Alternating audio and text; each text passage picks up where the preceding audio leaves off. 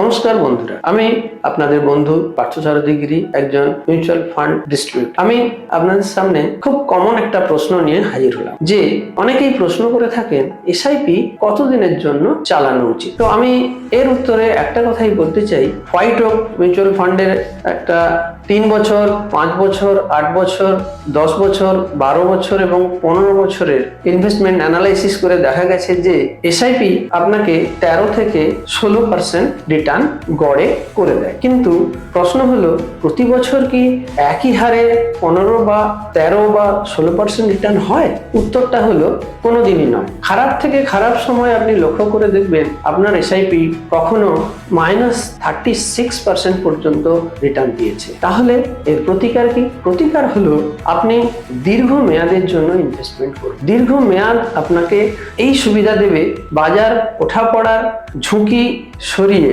আপনাকে একটা স্টেবল এবং ভালো রিটার্ন দিতে সাহায্য করবে। আপনি যদি 5 বছরের জন্য এসআইপি নেন, তাহলে আপনি লক্ষ্য করবেন 81% ক্ষেত্রে দেখা গেছে আপনি ব্যাংক এফডির থেকে 2% হলেও বেশি রিটার্ন, অর্থাৎ এখানে 8% রিটার্ন পাচ্ছেন। আবার যদি আপনি দেখেন যে আপনি 10 বছরের জন্য এসআইপি নিয়েছেন, 91% ক্ষেত্রে আপনি লক্ষ্য করবেন আপনার 10% মতো রিটার্ন আসছে। আবার যদি আপনি 15 বছরের জন্য এসআইপি করেন, তখন বেশিরভাগ ক্ষেত্রে আপনি লক্ষ্য করবেন যে গড়ে আপনার এসআইপি 12 বা তার বেশি রিটার্ন আপনাকে করে দিচ্ছে।